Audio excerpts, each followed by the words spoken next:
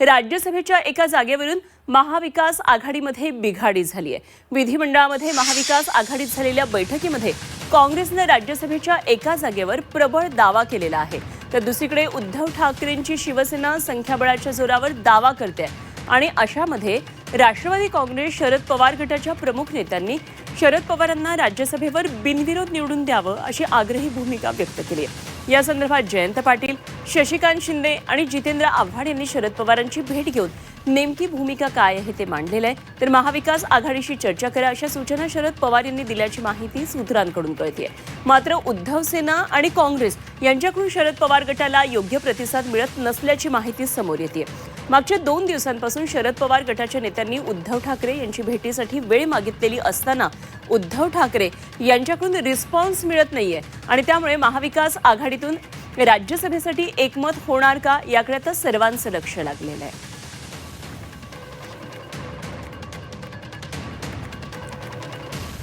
ते राज्यसभेच्या उमेदवारीसाठी शिवसेना उद्धव बाळासाहेब ठाकरे पक्षामध्ये रस्सीखेच सध्या सुरू असल्याची माहिती कळते। महाविकास आघाडीमधून एकच जागा राज्यसभेसाठी जाणार असल्यानं तिन्ही पक्ष आपला उमेदवार जावा यासाठी प्रयत्न करतात।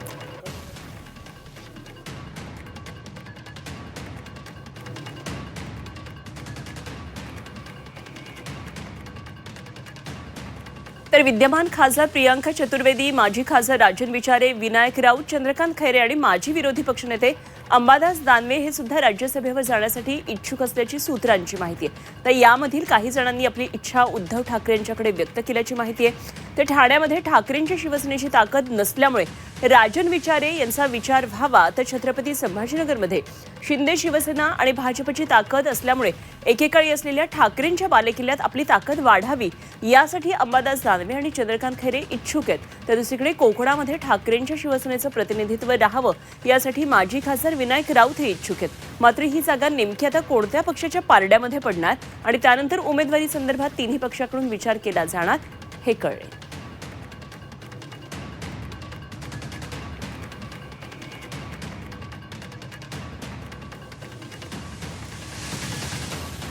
तर या संदर्भामध्ये या बातमीचे 2 कंगोरे आपण पाहणार आहोत आणि त्यासाठी आपल्याबरोबर जोडले जातात आमचे रिपोर्टर। सगळ्यात आधी सीमाकडे पण जाऊया आणि त्याचबरोबर ओम देशमुख सुद्धा आपल्याबरोबर जोडले गेलेत। सीमा, मवियामध्ये जी सध्या आपल्याला रस्सीखेच दिसते, कोणाच्या पारड्यामध्ये जागा पडणार हे अत्यंत महत्त्वाचं आहे आणि त्या दृष्टीने खरं तर हालचाली घडतात। शरद पवार गटाकडून उद्धव ठाकरेंना खरं तर भेटण्यासाठी अनेकदा सांगण्यात आलेलं आहे, तसं विनंती करण्यात आली आहे, मात्र अजूनही वेळ मिळत नाहीये उद्धव ठाकरेंची असं कळतं आहे। काय काय नेमक्या मवियातून घडामोडी?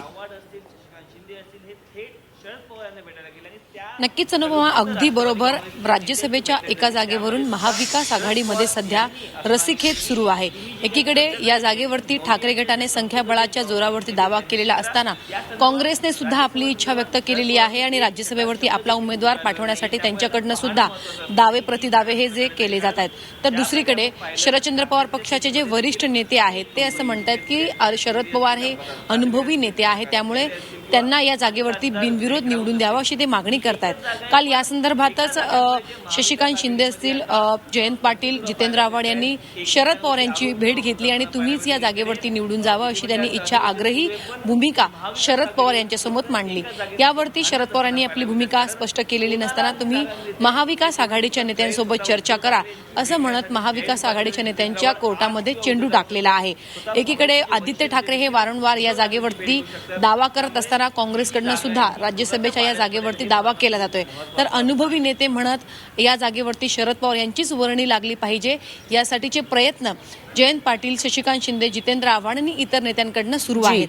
मागील 2 दिवसांपासून जयंत पाटील आणि इतर नेत्यांनी उद्धव ठाकरे यांची भेटीसाठीची वेळ मागितलेली आहे, मात्र अद्यापही 2 दिवस उलटलेत, मात्र उद्धव ठाकरे यांच्याकडनं भेटीसाठीची वेळ जी आहे ती दिली जात नाहीये। राष्ट्रवादीचे जे सूत्र आहे त्यांचं असं म्हणणं आहे की अद्यापर्यंत उद्धव ठाकरे यांच्यासोबत कोणतीही बोलणी झालेली नाही, आम्ही जी वेळ मागितलेली होती ती वेळ आम्हाला अद्यापर्यंत देण्यात आलेली नाही।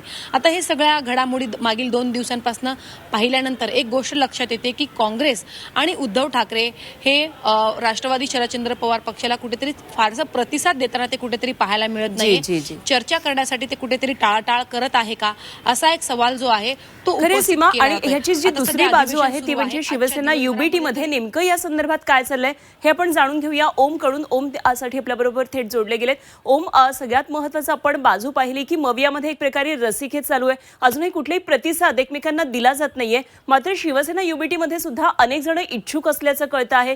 त्यामुळे शिवसेनेत नेमक्या अंतर्गत काय घडामोडी या संदर्भातल्या सुरू आहेत? अगदी बरोबर आहे. खरं तर राज्यसभेच्या एका जागेवरून महाविकास आघाडीमध्ये आधीच लाथाळ्या सुरू असताना आता उद्धव ठाकरे गटाच्या अंतर्गत सुद्धा एक वेगळं राजकारण आपल्याला पाहायला मिळतंय. खरं तर एक अनार सौ बिमार असं आपलं म्हटलं तरी फार वावगं ठरणार नाही.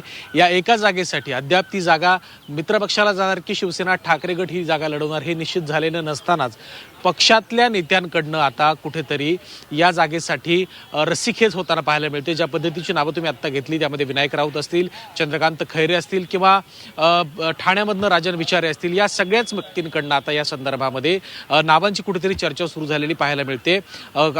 खरं तर स्थानिक पातळीवरती आपल्याला बळ मिळावं, पक्षाला ताकद मिळावी यासाठी राज्यसभा आवश्यक असल्याचं यांनी म्हटलं असलं तरी सुद्धा दुसऱ्या बाजूला मुळामध्ये या जागेचं वाटपच झालेलं नसताना अशा प्रकारची चर्चा होणं कितपत योग्य आहे हा देखील एक प्रश्न आता विचारला जातोय. मुळामध्ये राज्यसभेवरून शिवसेनेमध्ये अंतर्गत मोठ्या प्रमाणात नाराजी देखील आहे. गेल्या वेळेला जेव्हा प्रियंका चतुर्वेदींचं नाव आलं त्यावेळेला अनेक लोकांनी यावर नाराजी व्यक्त केली होती. त्यामुळे जर यावेळेला ही जागा शिवसेना ठाकरे गटाला मिळाली तर नेमकं कुणाची वर्णी लागणार हे देखील पाहणं महत्त्वाचं असणार आहे. उद्धव ठाकरे या सगळ्या संदर्भात काय निर्णय घेतात हे देखील पाहणं महत्त्वाचं असणार आहे. सगळ्यात आधी जर पाहायला गेलं तर राज्यसभेची जागा ही शिवसेनेला मिळेल, किती शरद पवारांना जाईल या संदर्भामध्ये शिवसेनेमध्ये स्वतः दोन मित्रप्रवाह वेगवेगळ्या प्रकारचे होते. संजय राऊतांकडनं सातत्यानं शरद पवार राज्यसभेवर जावेत अशा प्रकारची भूमिका मांडली जात होती. तर त्याला छेद देणारी अगदी थेट विरोधी भूमिका आदित्य ठाकरे मांडत होते की ही जागा खरं तर शिवसेनेला मिळाली पाहिजे. त्यामुळे शिवसेनेमध्ये कुठेतरी राज्यसभेच्या जागेवरून मोठा वैचारिक आणि राजकीय गोंधळ देखील पाहायला मिळतोय. त्यामुळे या संदर्भात नेमका निर्णय काय होतोय आणि जर या सगळ्या राजकीय वाटाघाटींमध्ये शिवसेनेच्या वाट्याला ही जागा आली तर असंख्य इच्छुकांपैकी नक्की कोणाची वर्णी राज्यसभेवरती लागते आणि नेमकं राज्यसभेवरती कोणाला उद्धव ठाकरेंकडनं पाठवलं जाते हे देखील पाहणं महत्त्वाचं असणार आहे. त्यानंतर नेमक्या काय घडामोडी घडतात, कारण शिवसेनेमध्ये अनेक जण या जागेसाठी इच्छुक आहेत. त्यामुळे त्यानंतर नाराजींची जी काही परिस्थिती एक बाब लक्षात घेतली पाहिजे. जर शरद पवारांचं नाव महाविकास आघाडीकडून पुढे जात असेल तर त्याला काँग्रेस आणि शिवसेनेचं अनुमोदन मिळतं आहे का हे बघावं लागेल आणि त्यावरच मवियाचं पुढचं भवितव्य काय आहे याची सुद्धा चुणूक बहुधा यामधून कळू शकेल. ओम, धन्यवाद दिलेल्या सगळ्या सविस्तर माहितीसाठी. सीमा, आपलेही धन्यवाद दिलेल्या सगळ्या या सविस्तर तपशिलांसाठी.